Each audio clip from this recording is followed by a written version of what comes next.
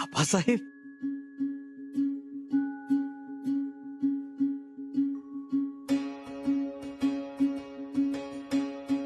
आबासाहेब, आम्हाला माहित होतं तुम्ही येणार, आलात.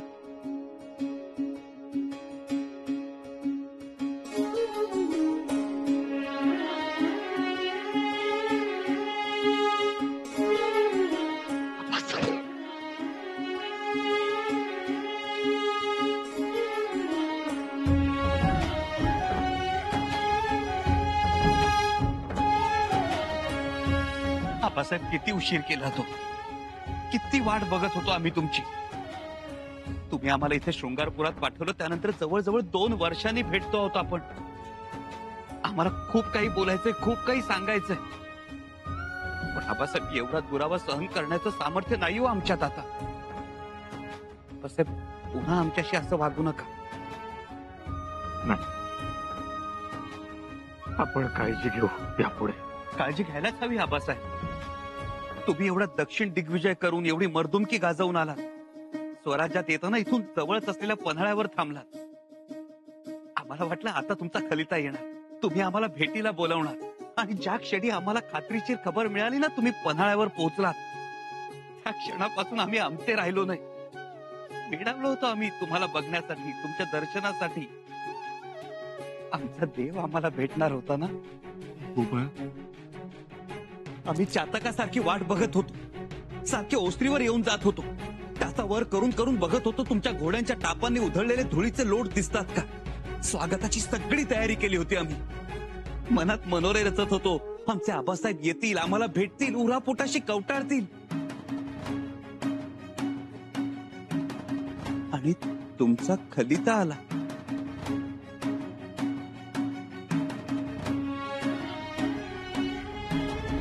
भेटीसाठी सामोरे येऊ नका म्हणून कोसळलो आबासाहेब आम्ही. भूपाळा, माफ करा आबासाहेब, पण बोलू द्या आम्हाला. तुमचा खलिता वाचला आणि पायाखालची जमीन दुभंगली आमच्या. खूप खूप वाईट वाटलं, पण रागही आला तुमचा. वाटलं घोड्यावर स्वार होऊन तडक पन्हाळा गाठावा, तुमच्या समोर उभं राहून तुम्हाला जाब विचारावा, भांडावं तुमच्याशी. मग का नाही आला अंडायला?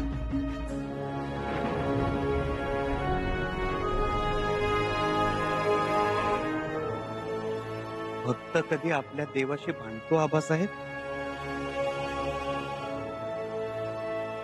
पण आबासाहेब, तुम्ही सगळ्यांशी चांगला वागता, मग आमच्याशीच असं का वागता?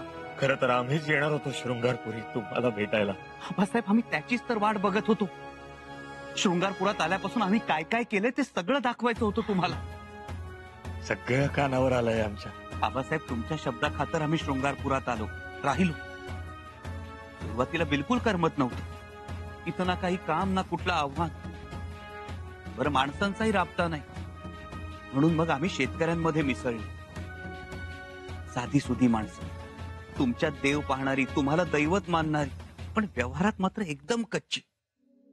होळी, फाल्गुन, शिमगा हे 3 महिने मानणारी, गुरुवार बेस्तरवार 2 म्हणणारी, रविवार ऐतवार 2 मानणारी ही माणसं फसवली जात आहेत हे आमच्या लक्षात आलं. म्हणून आम्ही सारा माफी दिली.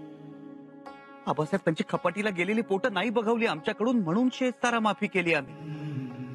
वाईट केलं का आबासाहेब आम्ही? नाही, अजिबात नाही. पण आबासाहेब, ज्यांनी या शेतकऱ्यांच्या घशात गेलेला जेमतेम चतकोर भाकरीचा तुकडा सुद्धा हिरावून घेतला, त्यांनी आम्हाला त्रास दिला, कांगावा केला आबासाहेब त्यांनी. नेहमीच आम्ही इथे शृंगारपुरात आखाडे उभे केले, ते इथल्या तरुणांना सशक्त बनवण्यासाठी, माता भगिनींच्या मनातली भीती दूर करण्यासाठी. त्याची थट्टा केली.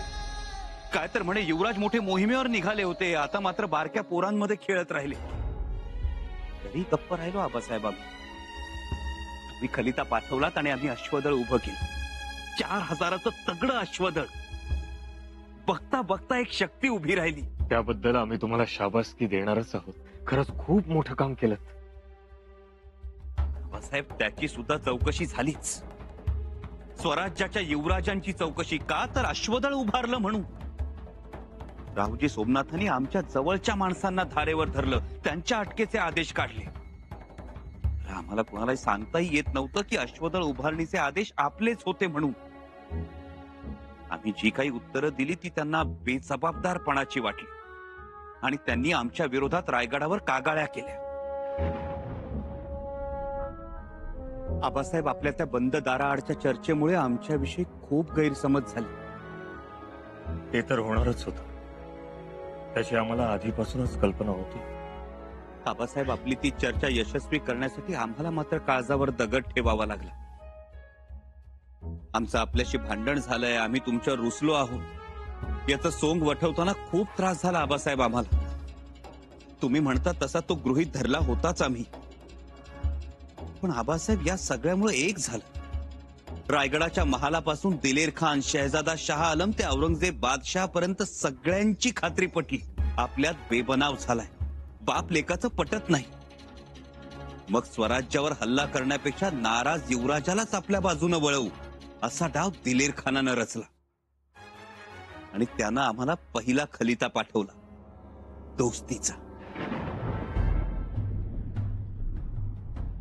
आबासाहेब, आपल्या गनिमी काव्याचं हे मोठं यश होतं.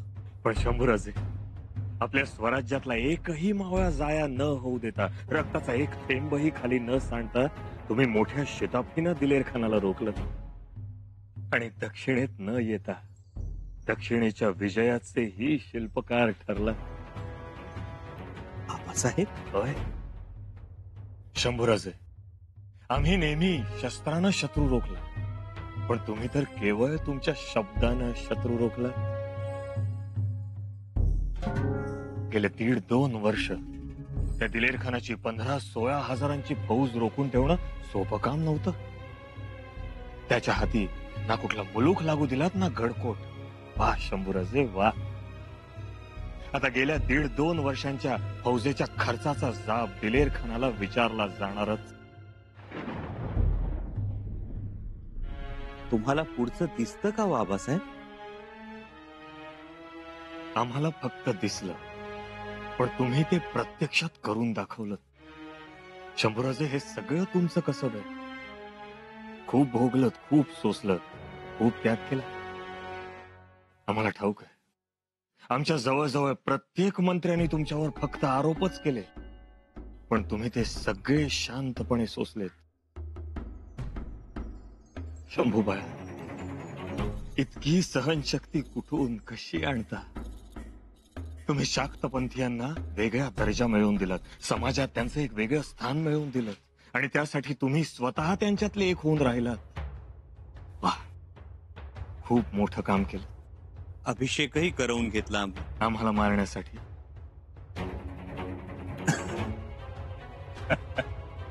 पण हे विष पसरवणाऱ्यांना हे कसं लक्षात आलं नाही की तुम्हाला जर सिंहासनावरच बसायचं असतं तर शृंगारपूरहून रायगड असा कितीसा लांब होता. तुमच्याकडे अश्वदळ होतं, सिंहासन रिकामं होतं. तुम्ही मोगलांनाही हाती घेऊ शकला असतात. त्यासाठी कलशाभिषेक करण्याची काय गरज होती? तुम्हाला वाटेल तेव्हा तुम्ही सिंहासनावर बसू शकला असतात. पण याच लोकांना इतकी साधी गोष्ट लक्षात येऊ नये की इतक्या कालावधीमध्ये तुम्ही एकदा देखील रायगडावर आला नाही. आपला आदेश आबासाहेब. शंभूराजे, धन्य आहे तुमचे. तुम्ही अफवांचं, गैरसमजांचं विष पचवत आलात. खरंच रुद्र आहात, शंभू आहात. हा सह्याद्री तुमच्या ऋणातून कधीही मुक्त होणार नाही. आबासाहेब, याच शब्दांसाठी आसुसलो होतो आम्ही. आज आमच्या कष्टाचं सार्थक झालं आबासाहेब.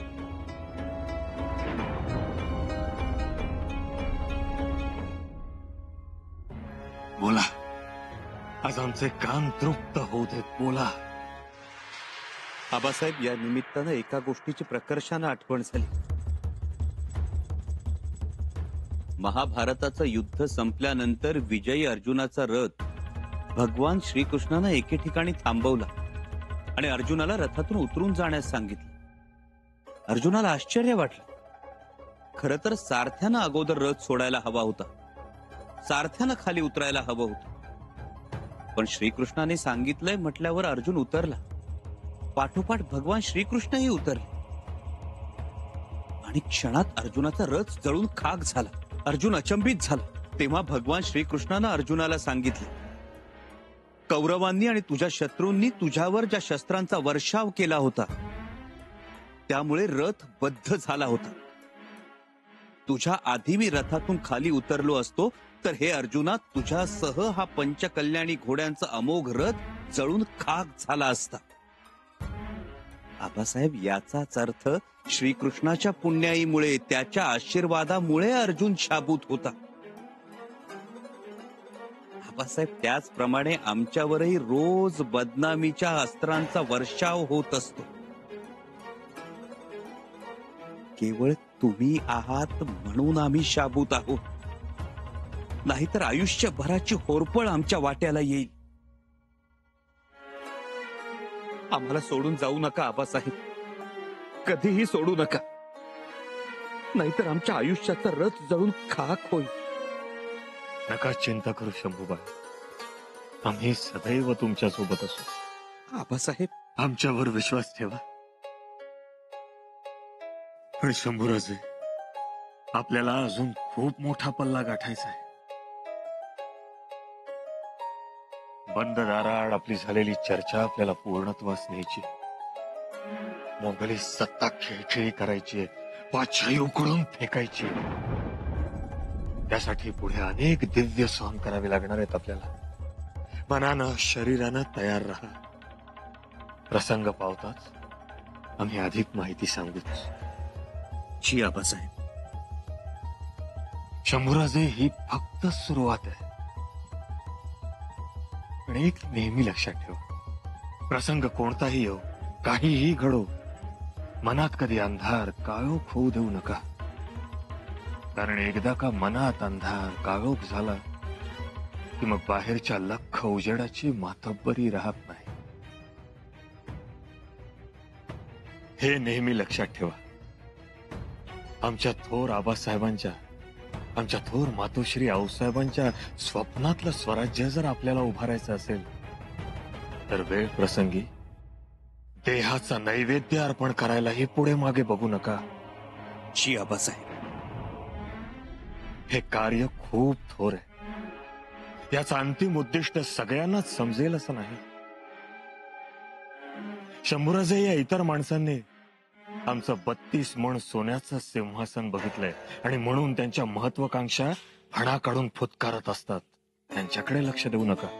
उलट जवळच्या टोपलीत त्यांचे दात काढून ठेवा. जी आबासाहेब. आणि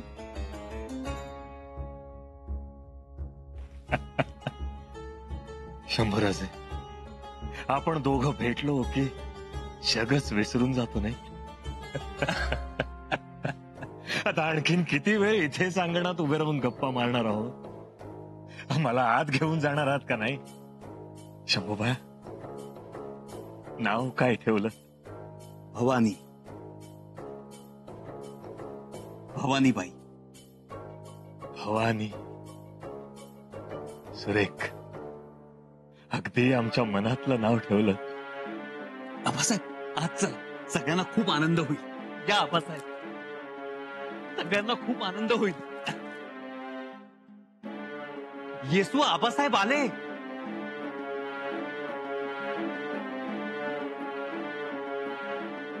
येसू.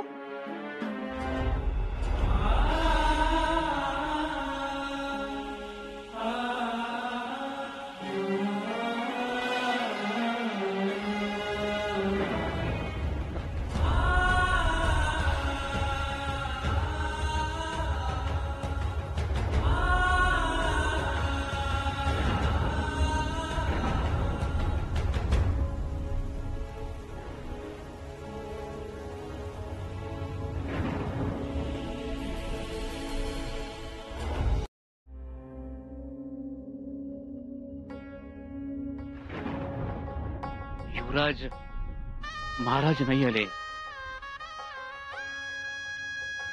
खबरगीर पाठवलाय. महाराज आले नाहीत. आमचे आबासाहेब आले नाहीत.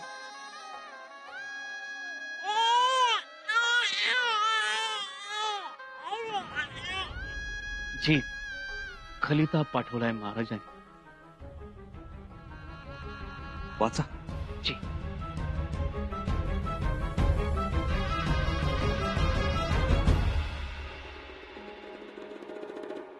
श्रेयासह विराजित अखंड लक्ष्मी अलंकृत युवराज शंभूराजे प्रती अनेक उदंड आशीर्वाद. उपरी विशेष वज्रचुडे मंडित सौभाग्यवती सोनबाई साहेब यास कन्या रत्न जाहले. त्याचे बारशास अगत्याने यायचे योजिले होते, परंतु धोधो पडणारा पाऊस, नदीवरचे वाहून गेलेले साकव आणि आमच्या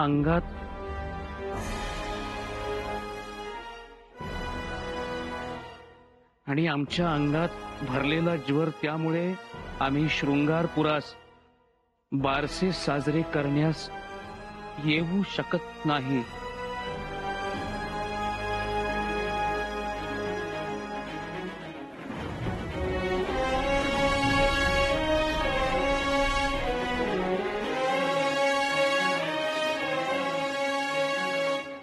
मात्र आपण थाटामाटात ते साजरे करावे. आमचे नवजात बाळास, आमच्या नातीस आशीर्वाद.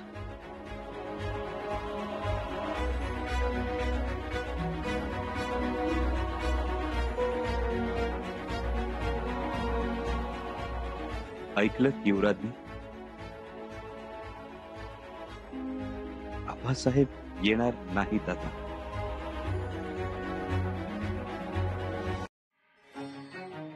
अहो पण आशीर्वादाचा खलिता तर आला ना. आशीर्वादाचा खलिता आला.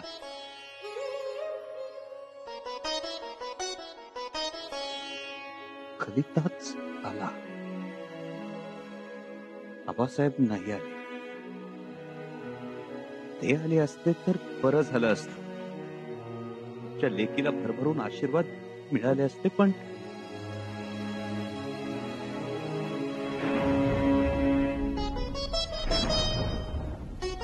दादासाहेब, पाऊस बघताय ना किती पडतोय. तेच आतापर्यंत फक्त भुईवरचे आमच्या विरोधात जात होते. हा आकाशातले ढग सुद्धा. दादासाहेब, अहो नदीवरचे साकव हे वाहून गेलेत. नदीवरचेच वाहून गेले ते बरं झालं. नात्यातले साकव तर वाहून गेले नाहीत ना.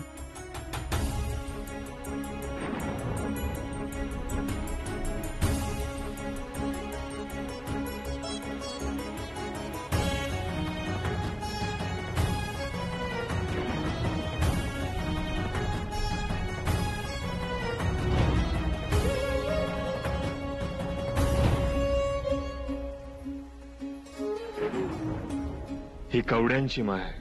आज ही आम्ही तुमच्या गळ्यात घालतो आहोत. आजपासून तुमचा जीव तुम्ही कवडीप्रमाणे माना. आज तुमचा जीव रयतेसाठी कवडी समान समजा.